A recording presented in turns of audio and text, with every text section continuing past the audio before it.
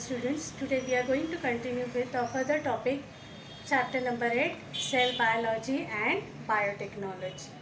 In this, today we are going to study about organ transplantation. Now what is meant by organ transplantation? मराठीतून याला आपण म्हणूया अवयव प्रत्यारोपण. Now various organs in human body either becomes less efficient or completely functionless due to various reasons like aging, accident, infection or disorder. म्हणजे काही कारणास्तव आपल्या शरीराचे वेगवेगळे अवयव जे आहेत ते निकामी होऊ शकतात. तर कोणकोणती कारणे असतील? वय वाढणे किंवा ॲक्सिडेंट होणे किंवा एखादं इन्फेक्शन होणे, या सगळं कारणामुळे एखाद्या अवयवाचं कार्य बिघडते आणि अशा वेळेला त्या व्यक्तीला नवीन अवयव घेणं गरजेचं असतं त्याचा जीव वाचवण्यासाठी. आणि याच कार्याला आपण म्हणूया अवयव प्रत्यारोपण म्हणजेच organ transplantation. Now which type of organs can be donated during life time. म्हणजे तुम्ही जिवंत असेपर्यंत कोणकोणत्या अवयवाचं प्रत्यारोपण केलं जाऊ शकते. First one is kidney and second is skin. Kidney, because there is a pair of kidney. So during lifespan a person can donate one kidney to the other and he or she can survive with one single kidney also. Secondly, skin can also be donated during the lifetime. म्हणजे शरीराच्या कोणत्याही भागातली त्वचा दुसऱ्या इतर कोणत्याही व्यक्तीच्या त्वचेसाठी दिली जाऊ शकते किंवा स्वतःच्या वेगवेगळ्या अवयवांमध्ये सुद्धा त्याचा वापर करता येऊ शकतो. Now what are the organs which cannot be donated during lifetime? So which type of organs cannot be donated when you are alive? Only it can be donated when you die. So examples we can take over here: liver, heart and eyes. This cannot be donated during the lifetime. So in this way organ transplantation can be done. Now there are other factors also which has to be kept in mind. Now what are the other factors? Whenever there is a donor, his or her age should be seen. Then blood groups should also be seen. There are 4 types of blood groups: A, B, AB and O. So these are the 4 types of blood groups. So that blood group should also match.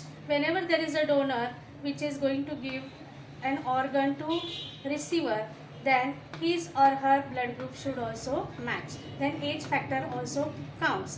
So these factors we have to keep it in mind, and then only we can transplant the organ. Okay. Now we will see the next topic also, biotechnology. Now what is biotechnology? ज्याला आपण जैव तंत्रज्ञान असं म्हणूया. Now what is the meaning of this? Biotechnology is bringing about artificial genetic changes and hybridization in organisms for human welfare. Okay, so what is biotechnology?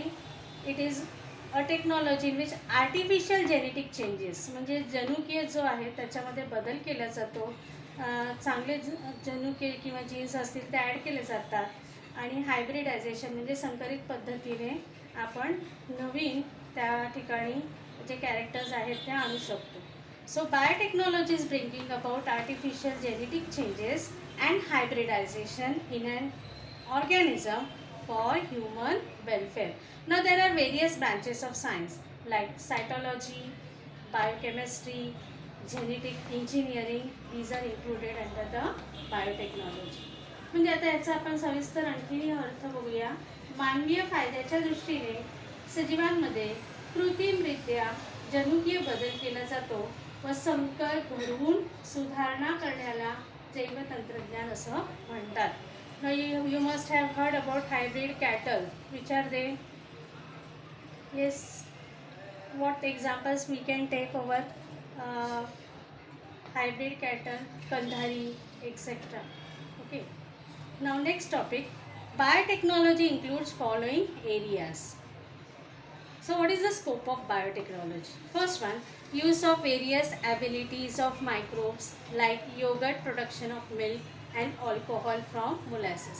आपण पाहिलं की जैव तंत्रज्ञानाच्या मदतीने काही सूक्ष्मजीवांचा आपण वापर करू शकतो आणि योगर्ट सारखा पदार्थ तयार करू शकतो दुधापासून किंवा ऊसाची जी मळी आहे त्याच्यापासून आपण अल्कोहोल देखील तयार करू शकतो. So in this way by using the microbes we can produce a product called as an yoghurt and alcohol from molasses. Now second scope, use of productivity of cells, example production of antibiotics and vaccine with the help of specific cells. काही विशिष्ट सेल्सच्या मदतीने आपण antibiotics आणि vaccine देखील तयार करू शकतो आणि हे सगळं साध्य झालं आहे ते कशामुळे? बायोटेक्नॉलॉजीच्या मदतीने. Third point, use of biomolecules like DNA and proteins in human welfare. DNA जर आपण बदल केला, काही आर्टिफिशियल बदल जर घडवून आणला किंवा प्रोटीन सिंथेसायझेशनमध्ये आर्टिफिशियल बदल घडवून आणला तर वेगवेगळ्या आजारांवरती सुद्धा आपण उपचार मिळवू शकतो. So in this way we had achieved with the help of biotechnology.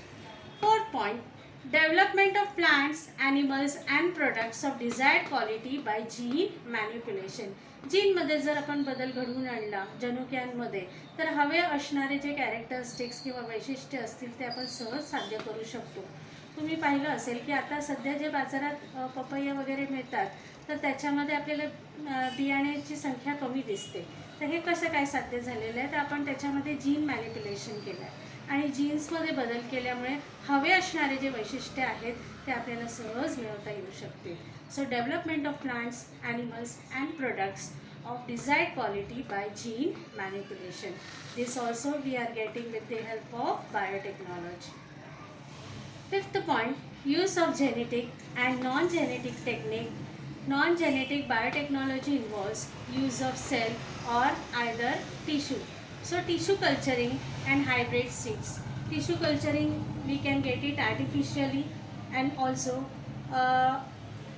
we can get bonsai culturing also. You must have heard about bonsai. Bonsai म्हणजे काय?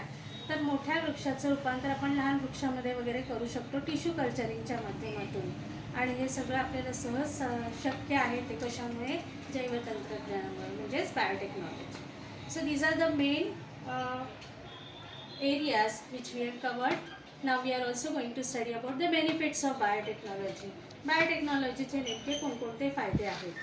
It has become possible to increase the per hectare yield irrespective of limitations of land crop area. म्हणजे agriculture म्हणजे शेती व्यवसायामध्ये जर जागा कमी असेल तर कमी जाग्यामध्ये जास्तीत जास्त उत्तम दर्जाचं पीक घेणं हे सुद्धा सहज शक्य झालेलं आहे जैवतंत्रज्ञानामुळे. तर ह्याचा फायदा आपल्याला शेती व्यवसायामध्ये झालेला आहे. Second point, expenses on disease control have minimise since the development of resistant varieties. आता आपण पिकांमध्येच जीन्समध्ये बदल करून त्याच्यामध्ये अशी व्हरायटी तयार करतो आहे की त्या पिकांना कीड वगैरे लागू शकत नाही. म्हणजे आपण बीटी कॉटनविषयी वगैरे माहिती घेणार आहोत पुढच्या तासिकेमध्ये. तर बीटी कॉटनमध्ये आपण बघतो आहोत की बेसिलस thuringiensis नावाचा बॅक्टेरिया अगदी त्या बियाण्यांच्या मध्ये रोवला जातं आणि त्याच्यामुळे जसं जसं ते कॉटन किंवा कापसाचं पीक वाढतं तसं तसं त्याच्यामध्ये कोणत्याही प्रकारचं कीड लागत नाही. Next is due to the development of fast fruit setting varieties yield per annum has been decreased. म्हणजे लवकर फळधारणा होणाऱ्या जाती तयार झाल्यामुळे वर्षाकाठी जास्त उत्पादन घेणं शक्य होत आहे. तर हे सुद्धा जैवतंत्रज्ञानाच्या मदतीने आपल्याला शक्य झालेलं आहे. चौथा मुद्दा, development of stress resistant varieties which can withstand variable temperature, water stress and changing fertility of soil is possible. म्हणजे आपण आता अशा प्रकारचे पीक तयार केलेले आहेत की ते स्ट्रेस म्हणजे ज्या ठिकाणी पाणी कमी असेल अशा ठिकाणी ते पीक येऊ शकतं किंवा जमिनीमध्ये जर मातीची नापिकता असेल म्हणजे सुपीकता कमी असेल तर अशाही ठिकाणी ते पीक किंवा ती वनस्पती सहज येऊ शकते. तर याला म्हणायचं आहे stress resistant varieties. So today we had prepared such varieties of crops which can withstand in stress resistant varieties. So in this way today we had completed about organ transplantation, biotechnology, areas in which biotechnology could be used and benefits of biotechnology. Hope you have understood. Thank you very much.